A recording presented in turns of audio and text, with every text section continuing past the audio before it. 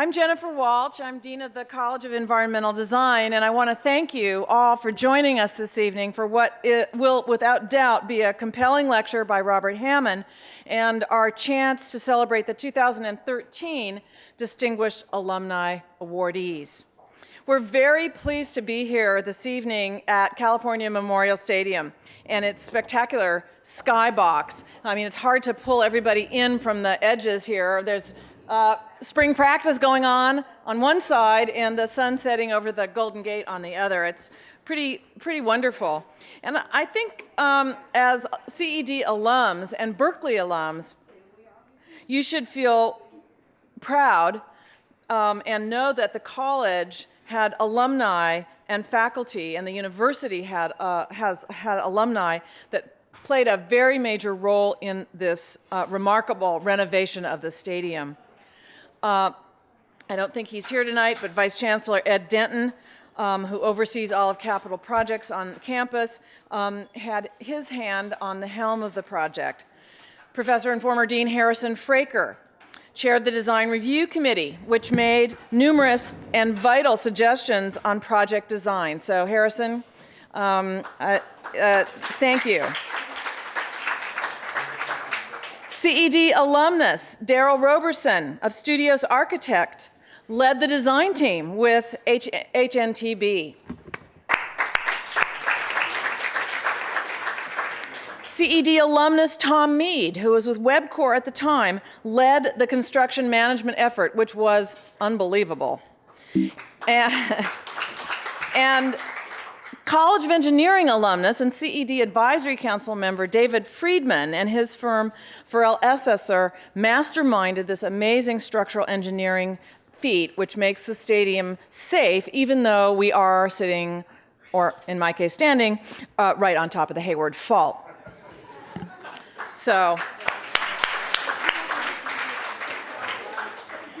I'm also very pleased to say that on this occasion, we have a number of CED Advisory Council members here, and the Advisory Council is a select group of alumni and friends who care deeply about the college and serve as its ambassadors with fellow alums, with alums of the university, and others whose professional and philanthropic interests align with CED's objectives. So I want to just recognize this remarkable group. It is chaired by Bob Lalonde, who's sitting in the front row, who is founder and president of the Lalonde Group. Jay Eli, Director of Business Development at Diller, Scofidio, and Renfro in New York, who has a small project over on Oxford Street called the Berkeley Art Museum, is also here with us tonight, I believe. David Friedman is with us as well. Sylvia Kwan. I don't know if I haven't seen Sylvia, but she was supposed to be here. But she is the principal at Kwan Henme, Architecture and Planning. Michael Lin from American Financial Services, one of our young alumni, is also with us tonight. Lydia Tan, who I know I did see, Executive Vice President and Director for Northern California Operations of Related California, is here. And John Wong, principal at SWA. And we have others who are not with us tonight, but whose input and contributions are really important. I'm also very pleased to have a variety of faculty members here with us this evening. Tom Burrish, Chair of Architecture, is here. Matt Kondoff, Chair of Landscape Architecture and Environmental Planning, is here. I see him in the back. Paul Waddell, Chair of City and Regional Planning, is with us. Dana Buntrock, Greg Castillo, Dan Chapman, Galen Kranz, Margaret Crawford, Sam Davis, Michael Deere, Harrison, who I already mentioned, Waverly Lowell from the archives, Elizabeth McDonald, Mike Martin, I think Helene Prentice is here, Charles Salter, Stefano Chavon, Chip Sullivan, and I think Kim Zazinski Smith as well. So it's great, and I hope you have a chance to chat with the faculty over the course of the evening. Before we move on to our program, I want to say that yesterday's event, the Berkeley Circus, and tonight's celebration is the result of the creative and dedicated work of several members of the CED community, faculty, staff, and students. In particular, I want to recognize Mary Kakoma, who directs external relations, Christina Wang, Leslie Wang, Matt Freitas, also in external relations. Graduate students Robin Kim and Hyun-Ki Kim worked on the circus for landscape architecture and environmental planning and DCRP, respectively. Facilities staff members Eli Perzik, Joe Guig, and Alejandro Blanco really did wonders getting the building ready and keeping it sparkling. And architecture chair Tom Burrish, who had a major role in making sure everything went smoothly yesterday. Individually and together as a team, this is a group that's done an amazing and really magnificent job. So please join me in giving them a hand.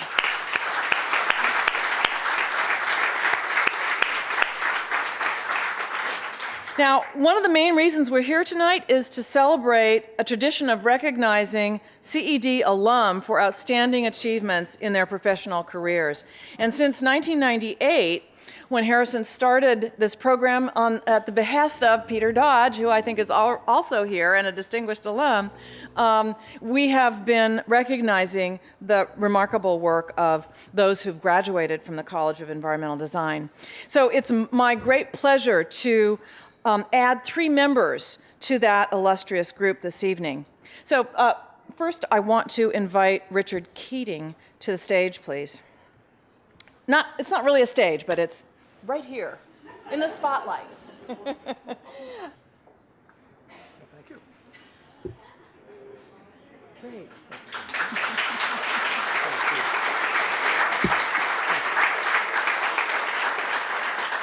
Rick is Managing Director of Architecture and Design at Jacobs. He was a student of Berkeley during the heady 1960s, where he served as a teaching assistant to Spiro Kostoff and John Burchard in architectural history and went on archaeological digs in Greece.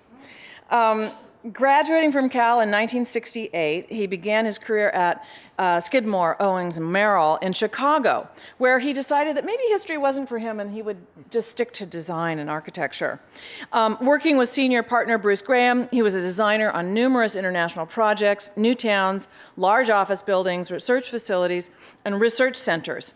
And in 1976, he opened an office of SOM in Houston, where he built the practice of 200 architects, engineers, and interior designers. Rick's work gained a national design reputation, and he was named a full partner I think the youngest full partner of Skidmore in their history. In 1986, he also assumed charge of SOM Los Angeles, just at a time when there were growing architectural opportunities on the West Coast, and particularly in Los Angeles and the Pacific Rim. And in Los Angeles, he's perhaps best known for one of my very favorite buildings in downtown Los Angeles, the 52-story gas company tower. And more recently, he's completed the Beverly West Tower. Rick formed his own firm in 1990, going on to design a wide variety of U.S. corporate headquarters and also to win numerous competitions. He also did extensive large-scale work in Asia, principally in Korea, including the 1 million square foot Korea Development Bank, Merit's Insurance corporate headquarters, office tower in Seoul, a training center in Gangneung, and designs for the National Archives, as well as the National Museum of Korea. Rick's been widely recognized for his skills and experience in making strategic and cost-effective design decisions and his success in completing design-build projects. In addition, he's consistently been a contributor to public discourse and dialogue about the future of the city, offering large-scale visions for future urbanism and participating in high-profile architectural debates about the city. One of the most remarkable aspects of Rick's career is its diversity. He works at a wide range of scales and building types, from high-rises to performing arts facilities to individual residences, including his own and Bonnie's fabulous house in San Marino. Throughout, he's used his very finely honed skills at detail and materials to achieve genuine design excellence. And not surprisingly, he's often called an architect's architect. Please join me in congratulating Richard Keating on being named the College of Environmental Design 2013 Alumnus of the Year. Thank you,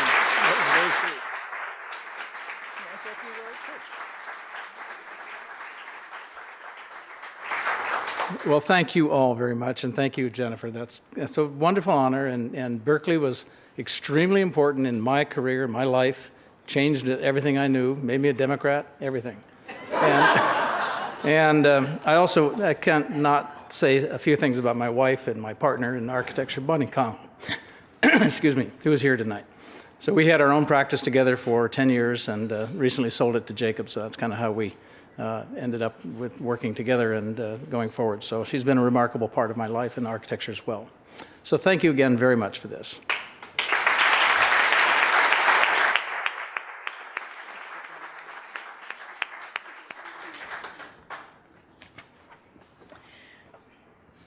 Next, I'd like to invite Jean Ross.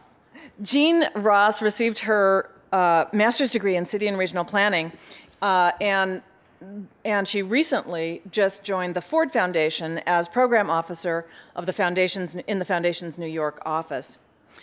She is the program officer for transparent, effective, and accountable government at the Ford Foundation. And she works on government transparency and accountability issues across the United States, as well as internationally, through grants that create new standards, rules, and practices to make government more accountable to the needs and priorities of marginalized groups. She works on protecting the public's interest and restoring the public's faith in democracy through the reform of government structures. Now, prior to joining the Ford Foundation in early 2012, Jean served as the founding executive director of the California Budget Project. And that's actually when I met Jean in the mid-1990s. The California Budget Project is one of the nation's leading state budget and policy organizations, and it was established in 95. And as a result of her extraordinary work in both policy analysis and advocacy, she became actually a legendary figure in California. You're a legend. Legendary figure in California public policy and political circles. She built a lasting organizational capacity to engage in timely, credible, and accessible analysis of fiscal and economic policies and their impact on California. She combined commitment to public policies that support the poor and disadvantaged, especially those dependent on social safety net programs, with strong evidence and methodological rigor.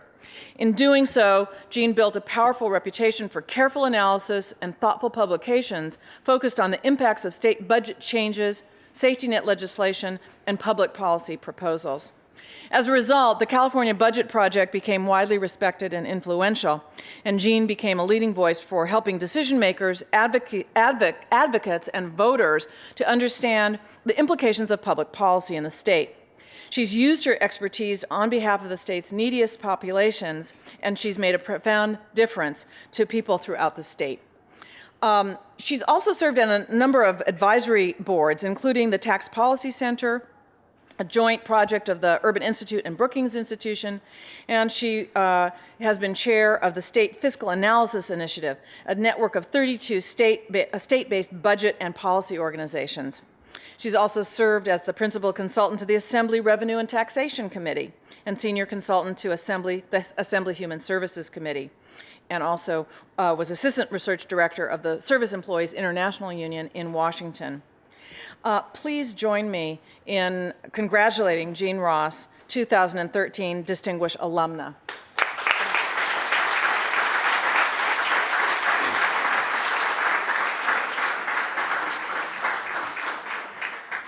Please. Thank you. I'm deeply, deeply honored and was, quite thrilled and surprised as somebody who has pursued a somewhat unorthodox career for a city and regional planner.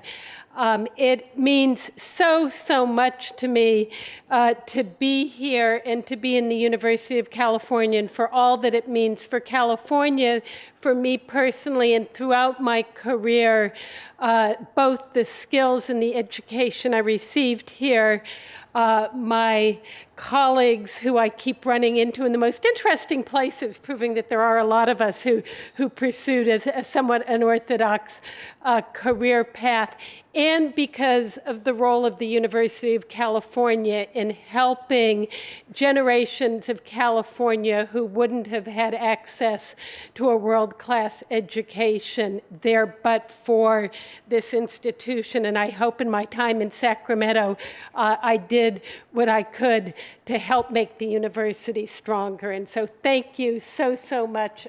Just totally thrilled to be here.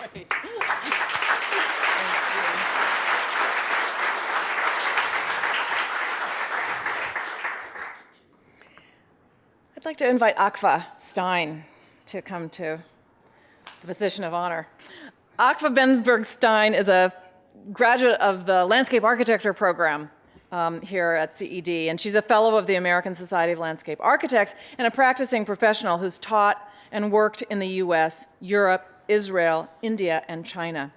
She's the founding director of the graduate program in landscape architecture at the Spitzer School of Architecture at the City College of New York, where she's a member of both the Faculty of Landscape Architecture and also Urban Design.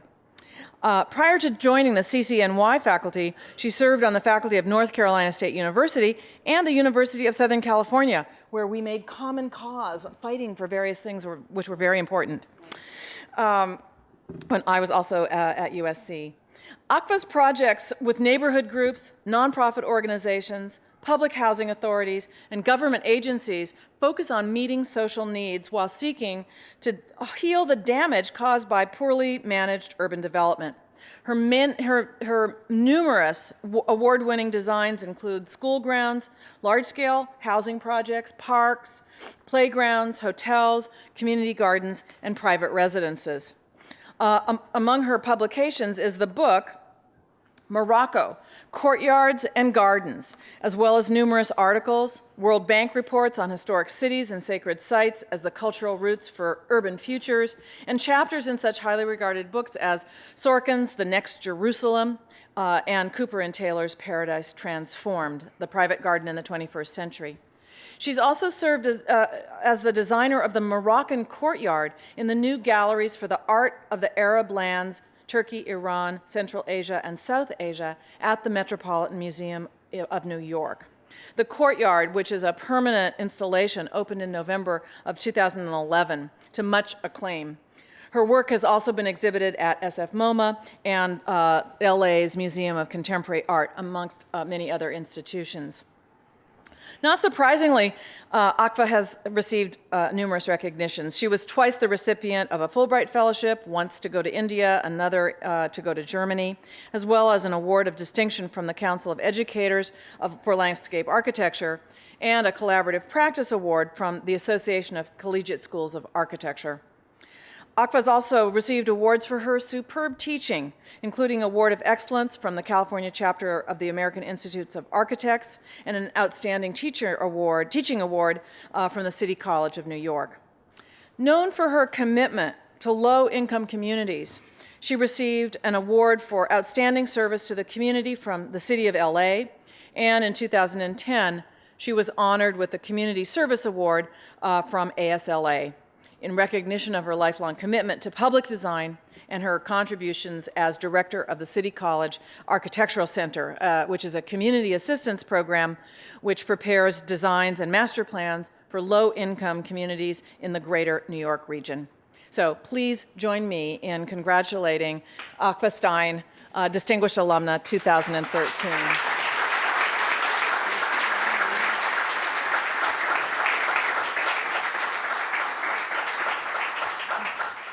Thank you very much. I'm really honored and surprised, and it was really touching that people recognize my contribution.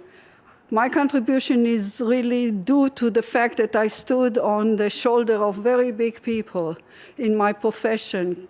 Professor Ekbo, May Arbogast, Geraldine Scott, also McHarg, who was teaching at the time, and Roberto Burley Marx. And also one of my teachers who sits right here, who is Tito Patri, very important contributor to my education. And I would like to thank you all for helping me go on this path by which we worked to help the people who need help, but actually by doing that, we help ourselves become a better citizen.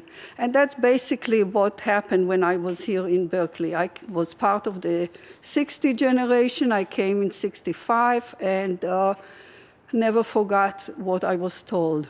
And I really appreciate that.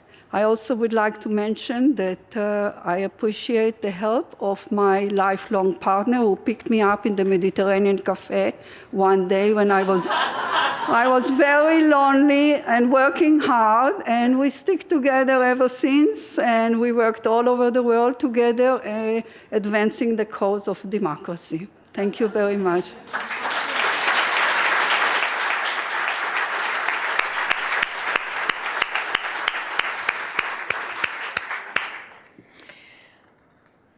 Well, it's now my great pleasure to introduce Robert Hammond. Robert is co-founder and executive director of Friends of the High Line.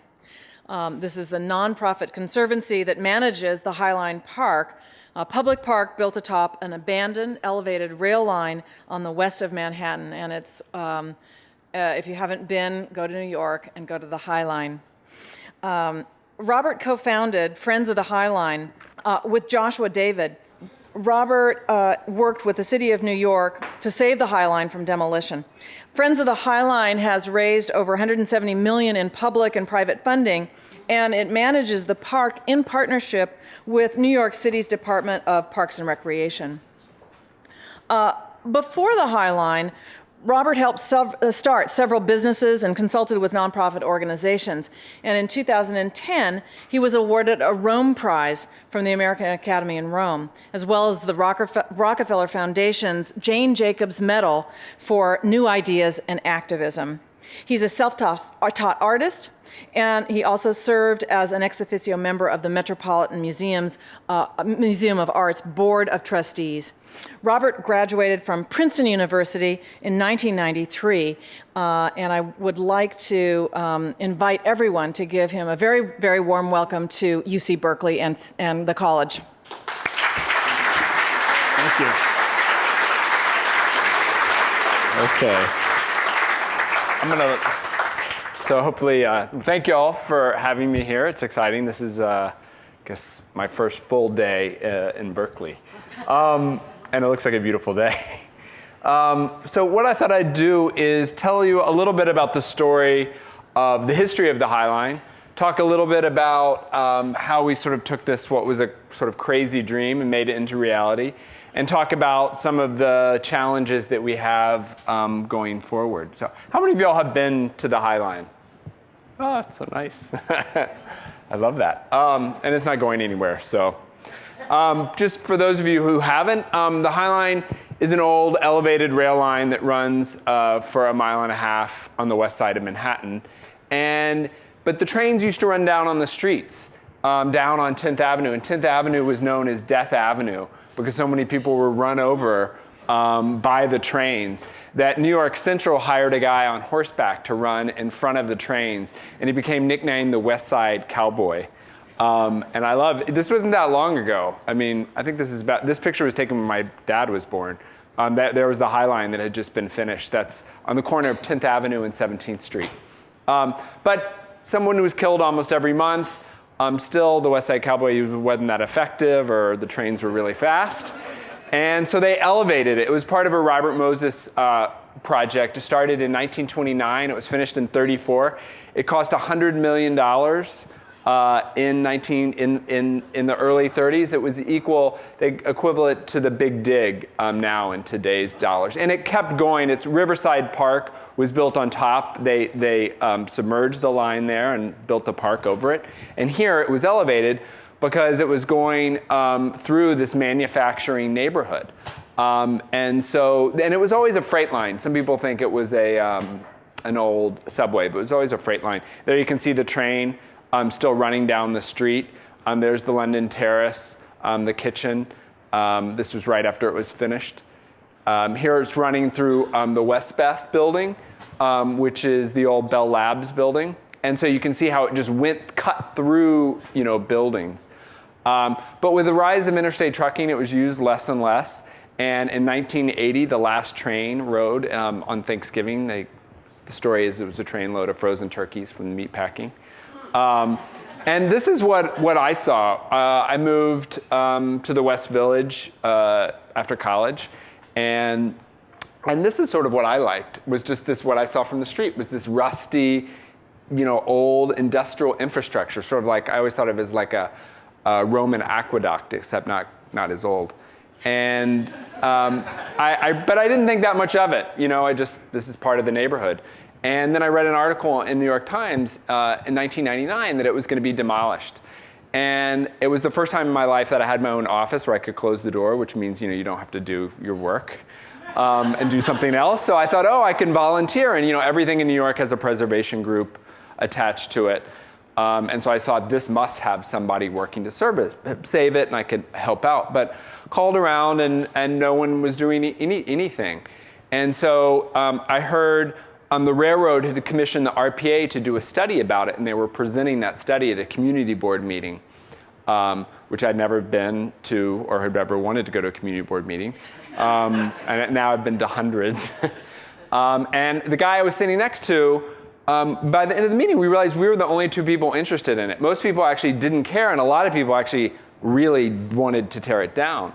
So, we exchanged business cards like you do, but this time something actually came out of it, and that, I said, well, I'm really busy with my career, but I could help out if you start it. And he goes, well, I'm busier, you start it. And so we decided to start something together, and we started this group, Friends of the High Line. And the main goal in the beginning was just to stop it from being torn down.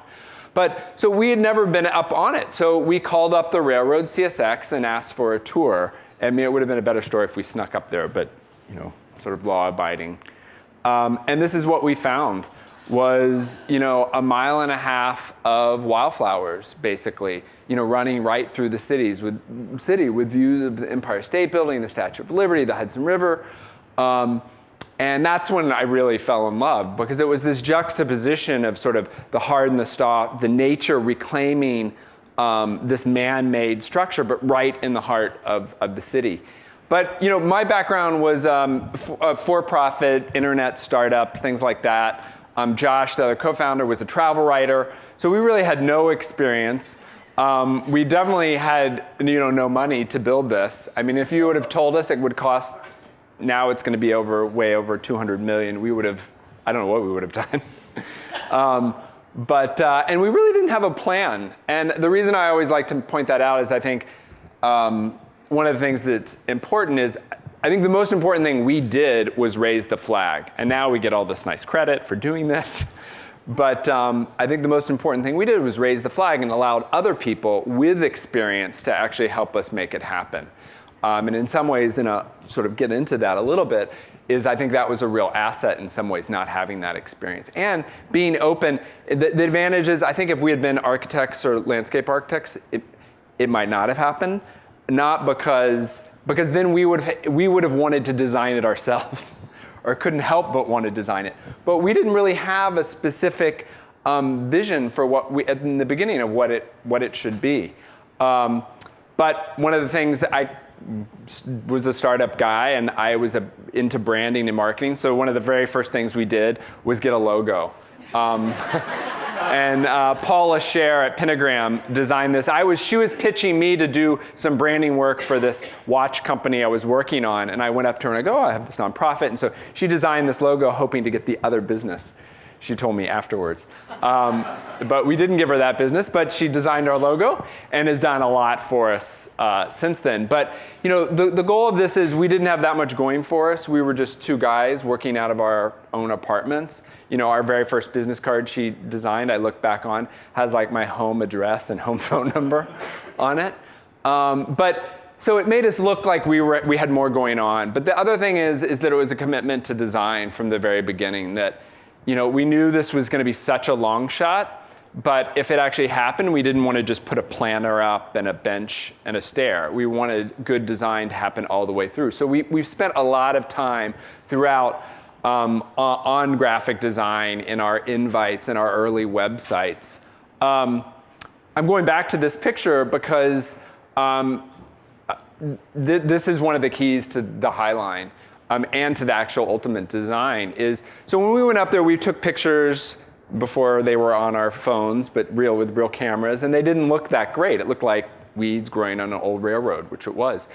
But so we knew we needed to capture what it looked like. So we got a photographer, Joel Sternfeld, to go up there and shoot it. And he shot it for 1 year between 2000 and 2001 and took pictures in all different seasons. We ultimately published a book called Walking the High Line of these photos. And it's really what we often think of him as like a third co-founder, because especially this image really became the defining image. And ultimately, this is what dictated the design, because this is what people fell in love with, even before they'd ever been up there. As they said, and originally we thought maybe we could just preserve it. It turns out you had to do remediation and lead paint removal, so you're going to have to remove everything.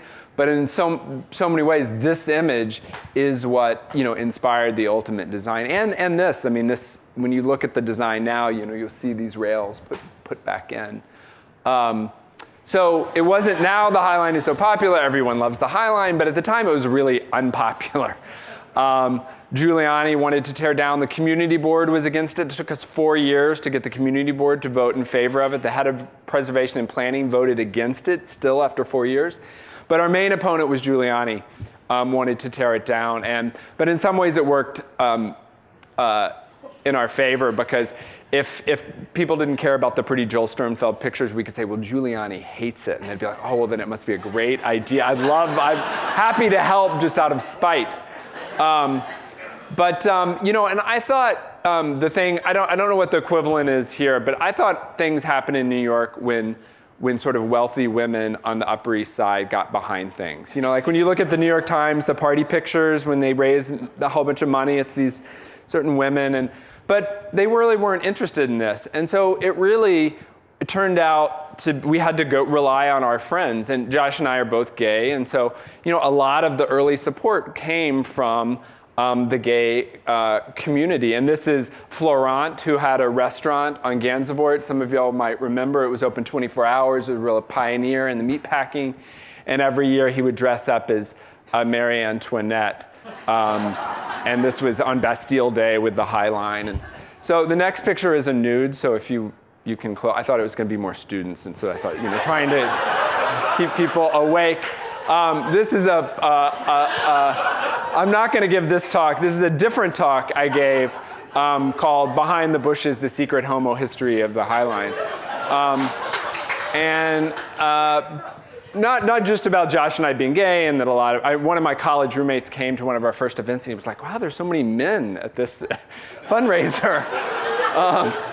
But it was really talking also about the history. Herbert Muschamp, the old architecture critic for the Times, had this great quote that he said that the preservation, I'll butcher it, the preservation movement in New York is really the story about straight women and gay men and that alliance. And so there's a lot, and there's a sort of interesting parallels about the movement of gay culture in New York from the Village to Chelsea that follows the High Line, and there's a lot. But so not giving that talk.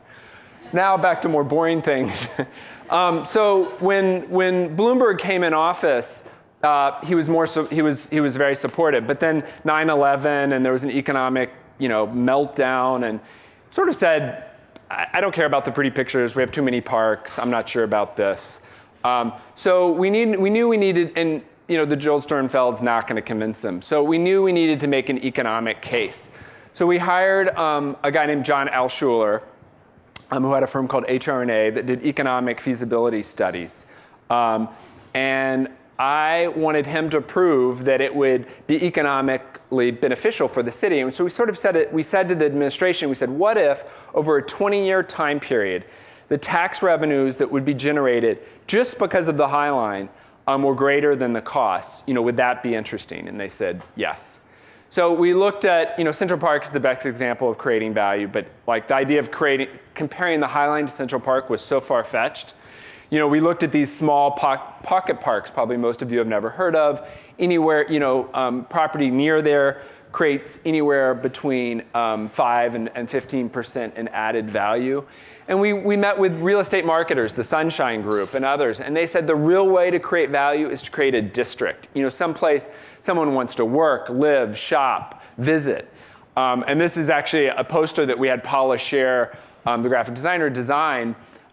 She's also a painter, of all the different things in the neighborhood. Because back in 2002, no one thought of going to these neighborhoods or them even connected. So this was a way for us to start thinking of getting people to think of the Highline District as a place you'd want to go.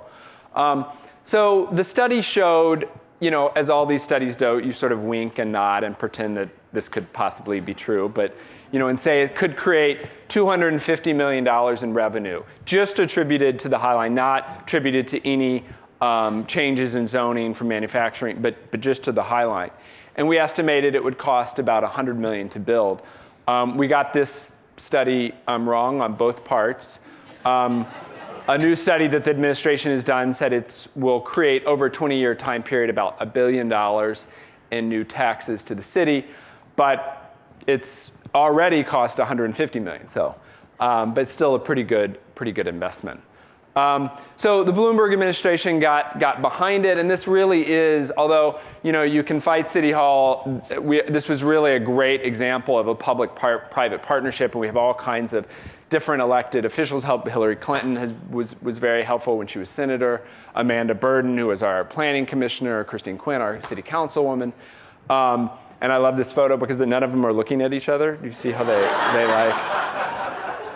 learn that, I think, when they have. But even with all that support from elected officials, the underlying property owners were still fighting to tear it down. We were still in lawsuits, and we didn't really have a clear way to make this happen. So one of the best obvious preservation stories is Grand Central, and everybody knows the Jackie O story.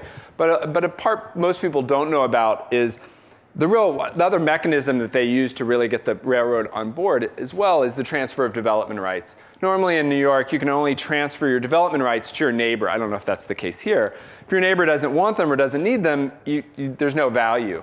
So here, they allowed the railroad to transfer anywhere around the neighborhood. That's why you have that ring of sort of tall buildings. It also saved the theater district around Broadway in the 90s. So that's what we proposed here, and Amanda Burden passed that legislation, and that's what really got the property owners on board and allowed it to make it happen.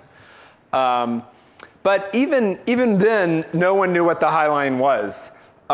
People just had no idea what it was, and we didn't have any money to build it. So we did an idea. We couldn't do a design competition because no designer would want to compete for something that you don't own, don't have any money, and don't have the right to build it. So we did an ideas competition, and we got 720 entries from around the world. At the time, it was the largest ideas competition. This is my favorite for many reasons. But it was a mile-long lap pool. This one came from Russia, which was more an icon, and a political manifesto where you would imprison people in the I-beams, and they threw in a pool for good measure. But you realize, I don't know if any of y'all, I'm sure some of y'all now no longer have to do competitions, but if you're doing competitions, black and white is always a winner. Hand-drawn black and white. Now I've been on a lot of juries, and I see, I've watched these architects flip through, and they look at your board for less than a half a second, I hate to say. And they pause on the hand-drawn in black and white because you see so many computer-generated color things that they all look alike. But just a side note. They also paused on this. And I think this was more of a take on high in the name Highline, maybe. But this one was really important because this one really is a foreshadowing. This is about not the design of the Highline, but the programming in and around the Highline. And I'll talk a little bit about how this one has really come to be true. It's my other favorite, a mile-long urban roller coaster.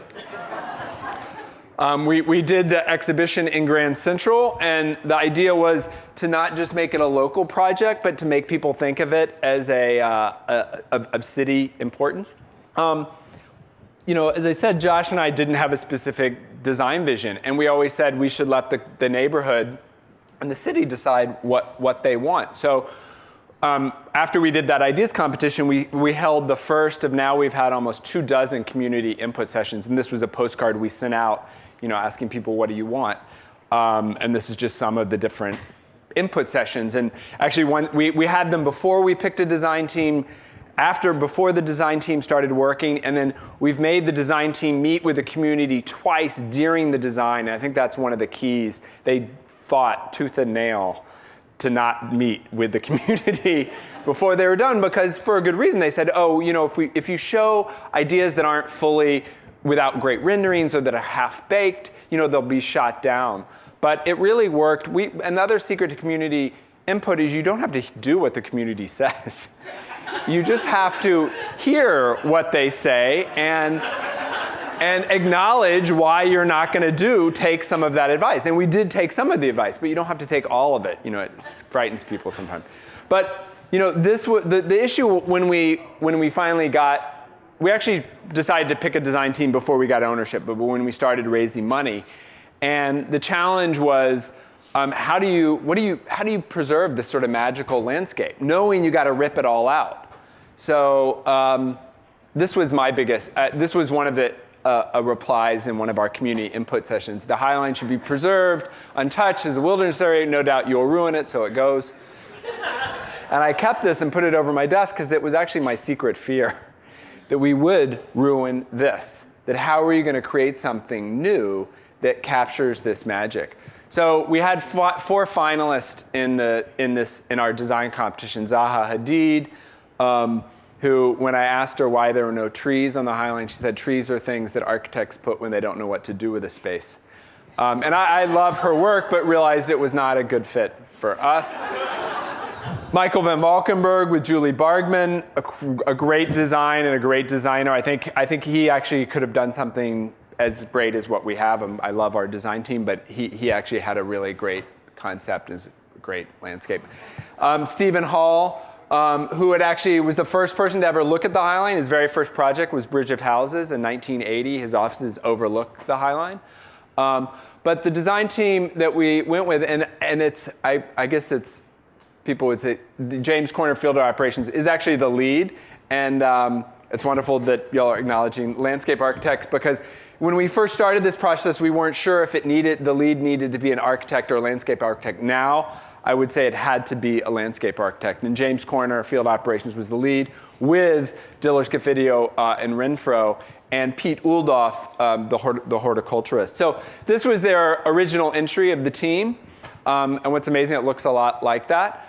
But this is where you got into their idea, which was this idea of this concrete planking system that could be used in different, deployed in different ways, to have some areas that are more open, some areas that are more planted. They had this thing called the flyover that we thought we'd never do, but we actually figured out how to get it done, to have areas that are cut through the structure, using the structure as actually for more planting depth. So this was that competition entry, and this is us building it. This is probably 2008. And you can see where we actually had to take out the tracks, we put them back in. If you're ever on the High Line and you see a little yellow number spray painted on the tracks, those are GPS coordinates that we used when we took them out and put them back in. The other thing that's interesting about this, you get an idea of how little soil depth is up there. It's an average of about 13 inches. So here you can see the planking, the benches, these peel-up benches, the concrete planks that peel up. And the design team talked about it. It's almost like the planting is, clawing. Nature is clawing the pathway back. You can see another one of those benches. There's an elevated. You can see the tracks. And then Pete Uldoff's landscape, again, was inspired by the original landscape. But I asked him once. I said, "Do you call this a natural landscape?" And he said, "There's actually nothing natural about this. It's idealized nature, because it's sort of on hyperdrive. About a new something blooms every 2 weeks, from December and then it starts again in early February. But as much as his landscape are famous for the the flowers, it's really, it's most beautiful, I think, in the fall when you get the texture, but also in the winter. It's all perennials, so we never cut anything back until the spring when we do a big month-long cutback, which is, I think, starting next month. The other thing I think that makes the Highline special is the lighting. Was done by Hervé Descotes at l'Observatoire. And the idea was, normally when you go into a park, you have this overhead light, and you can just see the path, but you can't really see the city around you because your eyes are addressed to the light. So the idea was here to put the lighting in the railing, sort of at your waist. So it lights the plants, the pathways, and the planting. And it's really my favorite time up there. And someone said that they obviously knew we were gay before, but if they hadn't known, then they would know, because this is like the gayest because it's very flattering lighting on you. And we insisted with the Parks Department that we get a dimmer in this space. And the Parks Department fought it because they said we've never had a dimmer in the park. But we needed the dimmer. It was very worthwhile. The other thing about, I showed in those designs the cuts through the structure. This is where we removed 2 I-beams, and the entrance actually just cuts through the structure. There you can see sort of an elevated viewpoint of it. There you can see coming up. This is another part where there's a cut at 30th Street where we remove the concrete. So you can see that layer of concrete to show the structure. And this is a very fine steel grate, so you can actually see the cars zoom underneath you. There it is. That's the same space. And then I think the plants are great and change every few weeks, but what really is great is the people watching. And that's what I think the design team, one of the things they did such a great job is creating a place that facilitates this kind of people watching, seeing what people are doing. This is the water feature, which is just a skim of water. One of my favorite compliments is someone called me, and when this, as water features do, it took us 2 years to get it working. And someone called me and said, "Oh, there's a water main break on the High Line," because it just skims across some of the planks. And then in the winter, you turn it off, and you don't even know that was a water feature there. Here, this is actually something we listened to the community. In section 1, there was no lawn, and so people said they wanted somewhere to sit on the grass.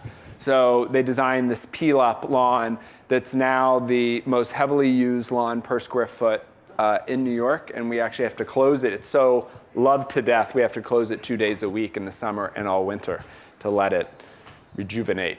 The High Line used to be covered in billboards, and this is sort of a take on the advertising. Except instead of framing, this is at 26th Street, instead of framing, advertising, it frames people's, and then when you're on it, it frames views of the city. And this, Rick Scafidio talks about the High Line, that his job was to save the High Line from architecture. And that what he did in some ways, his thought was removing, so this is where we remove these steel beams to create this amphitheater over 10th Avenue. And so it gives you this really unusual perspective of being over an avenue. And it really makes a theater out of sort of the mundane of just traffic and taxis shooting out. Here's that elevated walkway that they were able to do in section 2. Here's it being construction. So it's an elevated walkway and an elevated walkway walking through a forest of trees. And here's the line, sort of, you can just sort of see sort of how it cuts through the city. Although sometimes people say, well, why are you letting that ugly building go up? I mean, we don't have any say over what people build in the neighborhood. But the great news is that I think it has inspired developers to use great architects. And there's a spot where you can stand right here at 17th Street and see a building, standing in one place by Frank Gehry, Jean Nouvel, Shigeru Bond, Neil Denari, Annabelle Seldorf, and then it runs through 3 historic districts. So you get this mix of old and new architecture.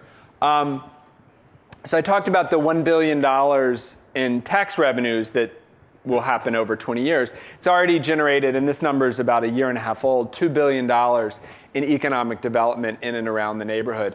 This neighborhood recovered quicker and better than other neighborhoods, which is usually not the case because it's so far from the subway. One of the really exciting developments is the Whitney decided to move downtown. So the Metropolitan Museum is going to take over the Breuer building in 2015, and they're going to move with their permanent collection down here. That's actually our offices, and both their building and our building is designed by Renzo Piano. There you can see they've already topped out of the construction, and our building is actually going to open, and it's going to have public elevators, bathrooms, a freight elevator. We don't have a freight elevator right now. We have to carry everything up. And our offices. So we're going to open this, hopefully move in the summer. So under construction. So I talked a little bit about Central Park. The thing that Central Park was a model for us, I mean, in many ways, but one, the Central Park Conservancy, I don't know if many of y'all are aware, but the Conservancy, it privately manages the park for the Parks Department and pays about 85%. Is privately raised to manage Central Park. Friends of the High Line is 100% privately supported. So we have about a $4 million operating budget that we raise all from, and we love members if anybody wants to become a member. That's how we do all this. So the gardeners like Johnny and Judith, who takes out the trash, all of our bathroom cleaners, snow removal, we can't use salt, so it all has to be done by hand because the water is recycled into the planting beds, is all done privately. So it's a little different kind of model. So we originally thought we'd get about 300,000 visitors a year. That's how many the Whitney gets right now. That's how many the Guggenheim gets, a medium-sized institution. Last year we had 4.5 million visitors. So it's, and putting it in perspective, that was 2 years ago, or last year when we had 3.7, but MoMA gets about 3 million visitors. Now, that's also a problem. One of the things I worry about the most is over-success. And what's that experience like when you're on it, when it's so busy? And one, I'll give you some advice, do not go on Saturday or Sunday between 12 and 5. Because that's when it's most busy. And the time to go is actually in the evening. That's actually the best, or in the early morning. But so one of the things that's my biggest worry is, we want it to be, I've always had three main goals for the High Line, that it's well loved by New Yorkers, one. And so, if it becomes, and it's great, the tourism is great, it's great for the economy. We've had a lot of stories say, the recession ended the day the High Line opened near it. But I want it to be felt owned by New Yorkers. So we do over, last year, we did 350 free programs, and we gear them almost all towards what New Yorkers want, not what tourists want. We could do tours, all day long. We only do a tour once a week. A lot of it is, this is one of our programming calendars. And so when you go to if you're coming to New York, check out, because they are great. Tourists are welcome to come on them. And we try to involve people from all over the city. This is a step festival we do with schools from all 5 boroughs, salsa dancing, a lot of kids program. This is something called a work yard kit, where we've designed this interactive thing kids get to build. It's sort of like a giant Lincoln log set. The other thing that's interesting about the High Line, most people assume Chelsea is a very wealthy neighborhood, which it's true. There are some very expensive apartments. But there are 2 large public housing projects in Chelsea, and 90% of the kids in the neighborhood in Chelsea are on a lunch program. And they're not benefiting from the changes that are happening. It's not going to be a gentrification story, and they're not going to be displaced because it's public housing, but their stores are being displaced. And a lot of them felt like the High Line was not for them. They felt like they weren't wanted there. And so we have, for the past 2 years, been doing a program to make sure that everyone feels like the High Line is for them. And when we talk to people, and it's interesting, the developments, we interviewed over 20% of the people that live there, and they tend to be under 20 or over 60. And so we're focusing a lot of our programs on the younger people. And a lot of the things they want were jobs. So we created something called Green Corps, where we piloted it last year in their spring break, where we hire them, pay them, but give them different jobs within the High Line to test out different kinds of careers, from gardeners to sustainable food to working in fundraising, marketing. And it was so successful, we're rolling it out with 24 kids for 6 months this year. We also, they thought some of the talks we did were too highbrow and had no interest in. And so the kids wanted to be able to pick what they wanted. So we let them pick a movie series. And so they get to screen the movies they want to see. The other thing we do is art. The High Line runs through the heart of the gallery district. There's more galleries in Chelsea than anywhere else in the world. But it's not really that accessible. And you can go in a gallery and they don't, you feel you're not wanted. And I don't never know if they do want you or not. But, and it's hard to know what galleries to go to. So we're sort of bringing contemporary art to, and there's sort of different ways that we do it. I'll run through. We have a billboard that every other month we have a different artwork on. This was a John Baldessari piece called The $100,000 Bill that we did at Christmas. People in the spirit. This was this summer. This just came down Alan Rupersberg, you and me. So when you're coming, check out, we have a High Line art website.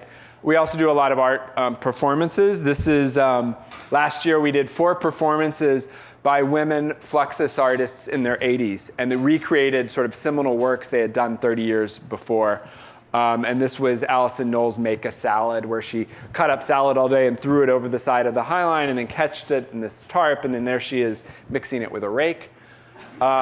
We do 2 places called Channel 14 and 22 on 22nd Street and 14th Street. We show video art. Because there's this whole catalog of video art no one has seen. And so we're showing that up on the High Line. This is our one. All the work is temporary. So everything, the video is very temporary and the performance is obviously, but the sculptures and other things are only up for 1 year. This is the only permanent work by Spencer Finch called The River That Flows Both Ways. These are some of the temporary works. This is by Sarah Z. It was like a stylized bird feeder. This is a show that's currently up called, it's about to go down. When our curator, Cecilia Alemani, was asked what giant piece she was going to do on the High Line, instead she did a show called Lilliput of little tiny sculptures sort of hidden throughout. This is my favorite. This guy's name's Carson. He has his own Twitter feed. And this is our biggest work by El Natsui that just went up, and it's going to be up for a full year at 22nd Street. Here it is in the snow. So the High Line's not done. Right now it ends right there at 30th Street, but there's a whole another half mile, another third to go at the rail yards. This is the largest undeveloped site in Manhattan. It's basically a parking lot for all the commuter trains that come in during the day. And so there you can get, that's the part that's open right now. There's the rail yards. It ends at the Javits Center right there. They're building a new number 7, the first new subway in I think 75 years. Is going to open up next year right there. It was the site of we were competing against London for the Olympics. It was also going to be a jet stadium that was going to go right over that. The community defeated the jet stadium and we didn't get the Olympics. And so it was rezoned and the related companies have purchased it from the MTA and are building a development called Hudson Yards. It's going to be, it's 12, this is what they've already designed. There'll be more here. It's 12 million square feet of development. So it's roughly all the Class A office space in Houston times 2, I think. So it's massive. So it's a very different context there. You can get an idea. That's the little Empire State Building there. It's actually, this is a little bigger than the Empire State Building. This building is actually already under construction. It's going to be the new headquarters for Coach, the leather goods. The one, an interesting piece, this is a tower by Diller's Cafidio, and this structure they've just released designs for called the Culture Shed that would be built as part of it. So it was very hard to think about such a different context. Like how do you deal with this kind of very different urban context? And the design team, one of my favorite things, instead of just trying to pretend it's not there, have created these benches that hang out over the side of that facade. You can see them right there. So you're going to lie down and look up the facade. Actually make the buildings feel even bigger. But then some of the other features that we're looking at building there is the rail track walk. You can actually walk on the rail tracks. There's the two kind of benches we normally have are just the peel up with the back and without the back. So they're coming up with a conservation bench, this X bench where section 1 meets section 2, a long bench, a picnic bench. I think it looks like Star Trek Enterprise, and then the seesaw bench. And Pete Uldoff has done another series. It's each section. It's the same kind of concept of planting, but it's always a lot of different plants. So it feels like the same family, but different relatives. And these are planting for that. A lot of people think of the High Line as like a catwalk for people watching. So where the High Line goes over 11th Avenue, they have this sort of hump. And the seating, this is like the seating for the catwalk. So you'll walk, you can just sit there and watch people sort of walk through. And the community wanted a playground on the High Line. We did not want to put a swing set up on the High Line, and the design couldn't come up with anything in section 1. There wasn't room. And then they came up with this idea, which is called the play beams. And it's basically just removing the steel and coating the steel beams with a rubberized play surface. And there's different little things. These things move, little periscopes. There's be a little gopher hole. So you can pop out in the landscape. And then we don't have enough money to build all this. What I just showed you is this part, but we didn't have enough money to finish this. So we went back to that original idea of the temporary walkway, and the idea is it can't be permanent because eventually we're going to have to go in and remediate it. But we can do it for 5 or 10 years. So we're just going to build this simple walkway that goes around the edge.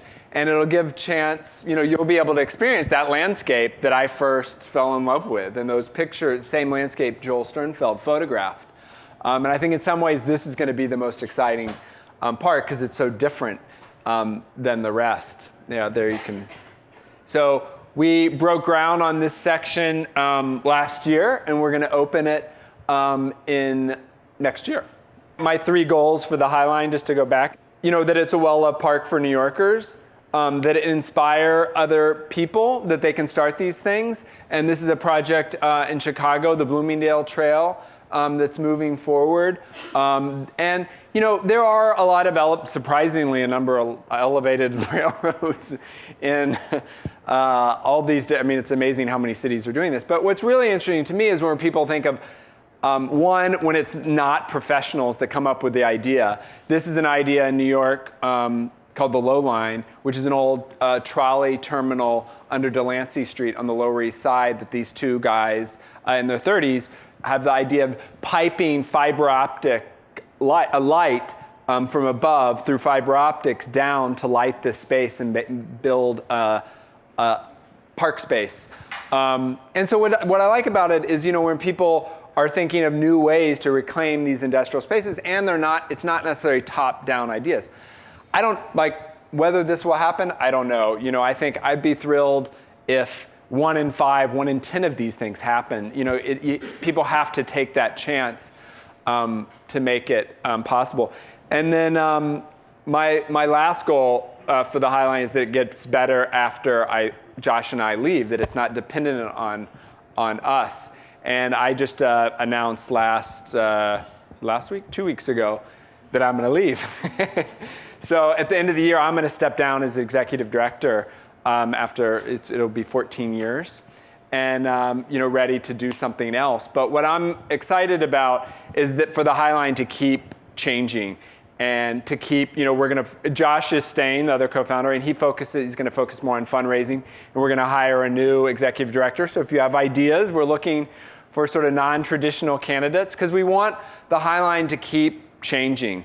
And that's my fantasy, is that they'll come in and get rid of everything that I did and have some new ideas. But I wanted to end on this picture because to me it talks about the spirit of the Highline.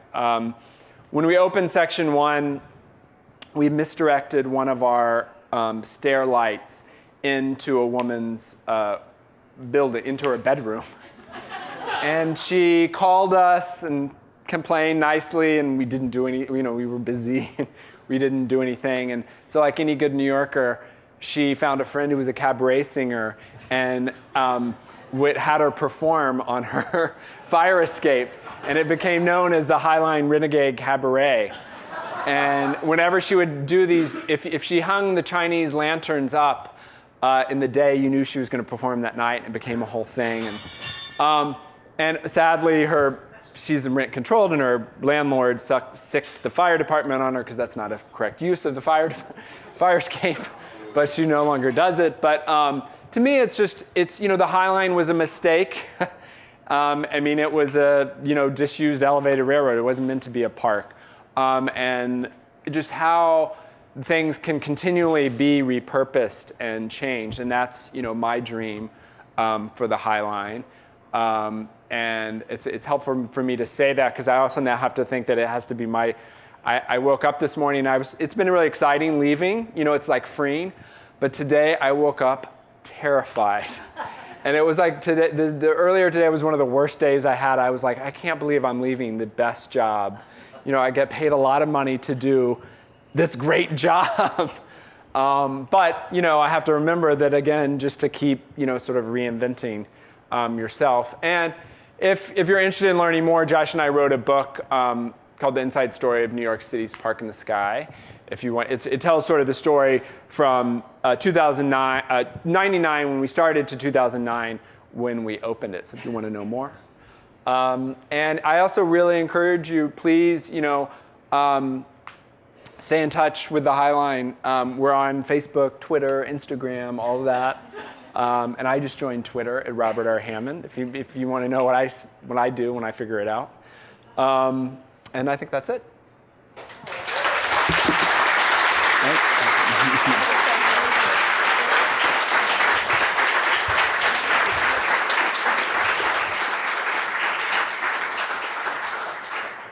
I think everyone will agree that was just a remarkable presentation and really inspiring. And we want Robert to have one of our new CED scarves. Oh, thank you. Laser cut. Thank you. Just for you. Thank you. I hope you enjoy it in the winter when you get back to New York. I